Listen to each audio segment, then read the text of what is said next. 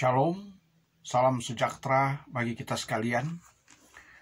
Saudara-saudara kekasih dalam Tuhan, sesuai dengan tema yang dipilih oleh gereja kita, Gereja Masih Injil di Minahasa, pembacaan firman Tuhan terdapat dalam kitab Kisah Para Rasul 2 ayat 1 sampai dengan 13. Sekali lagi, kitab Kisah Para Rasul 2 ayat 1 sampai dengan 13 dengan judul Pentakosta. Bunyinya adalah demikian. Ketika tiba hari Pentakosta, semua orang yang percaya berkumpul di satu tempat. Tiba-tiba turunlah dari langit suatu bunyi seperti tiupan angin keras yang memenuhi seluruh rumah di mana mereka duduk. Dan tampaklah kepada mereka lidah-lidah seperti nyala api yang bertebaran dan hinggap pada mereka masing-masing. Maka penuhlah mereka dengan Roh Kudus, lalu mereka mulai berkata-kata dalam bahasa-bahasa lain, seperti yang diberikan oleh Roh itu kepada mereka untuk mengatakannya. Waktu itu di Yerusalem diam orang-orang Yahudi yang saleh dari segala bangsa di bawah kolong langit. Ketika turun bunyi itu berkerumunlah orang banyak. Mereka bingung karena mereka masing-masing mendengar rasul-rasul itu berkata-kata dalam bahasa mereka sendiri. Mereka semua tercengang-cengang dan heran, lalu berkata, "Bukankah mereka semua yang berkata-kata itu orang Galilea? Bagaimana mungkin kita masing-masing mendengar mereka berkata-kata dalam bahasa kita sendiri, yaitu bahasa yang kita pakai di negeri asal kita. Kita orang Partia, Media, Elam, penduduk Mesopotamia, Yudea dan Kapadokia, Pontus dan Asia, Frigia dan Pamfilia, Mesir dan daerah-daerah Libya yang berdekatan dengan Kirene, pendatang-pendatang dari Roma, baik orang Yahudi maupun penganut agama Yahudi, orang Kreta dan orang Arab. Kita mendengar mereka berkata-kata dalam bahasa kita sendiri tentang perbuatan-perbuatan besar yang dilakukan Allah. Mereka semuanya tercengang-cengang dan sangat termangu-mangu sambil berkata seorang kepada yang lain, "Apakah artinya ini?" Tetapi orang lain menyindir, "Mereka sedang mabuk oleh anggur manis." Demikianlah firman Tuhan yang kita sudah dengar, dan tema perenungan kita sesuai dengan tema yang dipilih oleh gereja kita, yaitu Roh Kudus yang mengubahkan. Saudara-saudara sekalian, di era modern ini, di era digital, kemajuan teknologi di berbagai bidang sangat terasa. Dan karena itu orang akan lebih banyak berbicara tentang teknologi atau juga hal-hal yang terkait dengan sosial kemasyarakatan. Dan ketika kita akan mengajarkan orang-orang tentang hal-hal yang spiritual, bisa saja mereka kurang memahami ataupun kurang peduli. Sebagaimana kalau kita mau bicara tentang Roh Kudus. Di hari Minggu ini kita akan merayakan hari Pentakosta atau hari pencurahan Roh Kudus. Kejadian ini dicatat dalam kitab Kisah Para Rasul, di mana ketika orang-orang percaya, para murid, para rasul berkumpul di suatu tempat di Yerusalem, mereka menerima karunia Roh Kudus. Roh Kudus ini adalah janji dari Tuhan Yesus sendiri kepada murid-muridnya bahwa ketika ia pergi ke sorga dan akan datang kembali, tapi mereka tidak ditinggalkan sendirian, karena dia akan mengaruniakan Roh Kudus sebagai penolong, sebagai penghibur. Dalam bahasa Yunani disebut dengan Parakletos, artinya penolong atau penghibur. Dan oleh karena karunia Roh Kudus inilah yang akan memperlengkapi murid-murid Yesus, memperlengkapi orang-orang percaya untuk bersaksi tentang perbuatan-perbuatan Allah.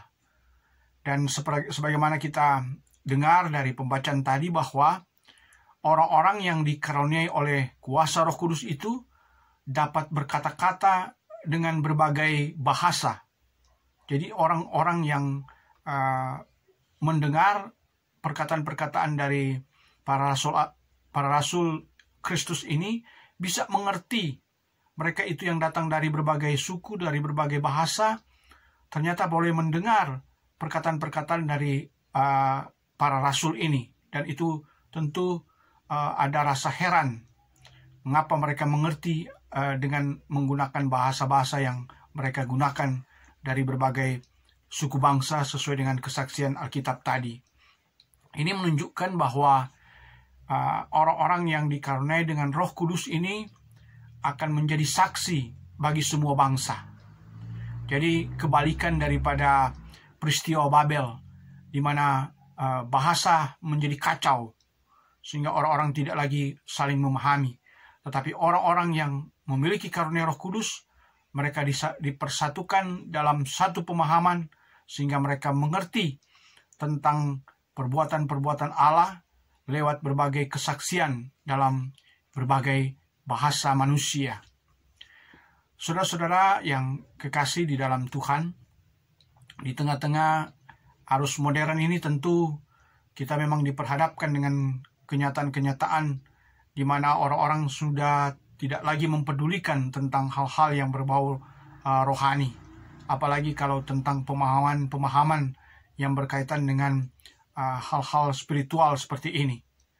Secara khusus juga kita melihat bahwa banyak orang-orang yang non-Kristen yang mempertanyakan tentang pribadi Roh Kudus itu, karena mereka menuding orang-orang Kristen itu percaya kepada 3 Tuhan atau 3 Allah, yaitu Allah Bapa, Allah Anak, dan Allah Roh Kudus.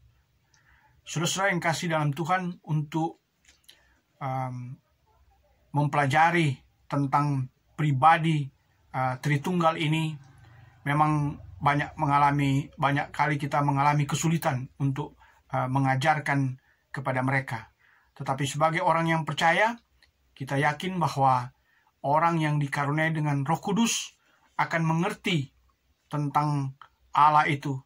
Dan Allah itu ada di dalam Yesus Kristus dan satu di dalam Roh Kudus. Jadi Allah Bapa, Allah Anak, dan Allah Roh, sebagaimana pengakuan iman kita, adalah satu kesatuan.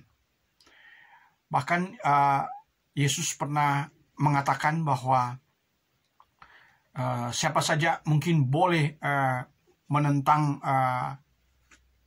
Yesus sebagai Tuhan, tetapi orang yang menghujat Roh Kudus tidak akan diampuni.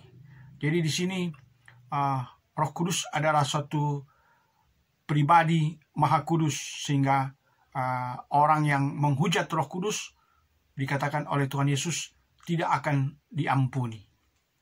Dan saudara yang kasih dalam Tuhan, apa yang kita baca juga dalam berbagai kesaksian dalam Alkitab ini, orang-orang yang memiliki karunia roh itu bukan hanya soal bisa berbahasa lidah atau berbahasa roh, tetapi itu nyata dalam perbuatan-perbuatannya. Jadi ada buah-buah roh kalau kita belajar dalam kitab Galatia.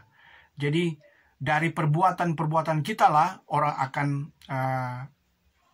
menerima kesaksian tentang perbuatan-perbuatan Allah.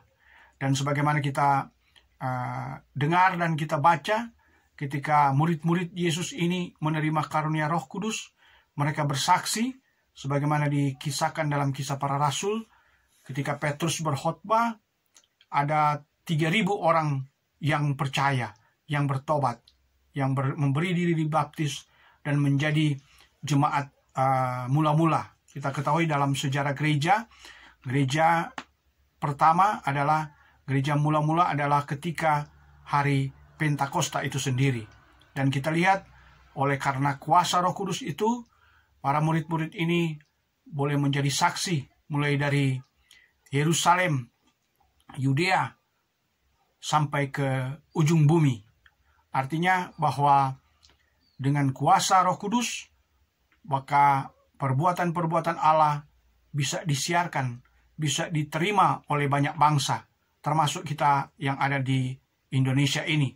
Dan lebih khusus juga kita yang ada di Tanah Minahasa ini boleh juga menerima firman itu melalui penginjil-penginjil, melalui para pendeta, para pelayan yang boleh datang melayani kita di Tanah Minahasa, di mana juga pada setiap tanggal 12 Juni kita merayakan hari ulang tahun pekabaran Injil. Itulah salah satu kuasa Roh yang membawa para muridnya, membawa para penginjil-penginjil menjadi saksi di berbagai belahan dunia ini. Demikian firman Tuhan, kiranya menjadi berkat bagi kita sekalian. Amin.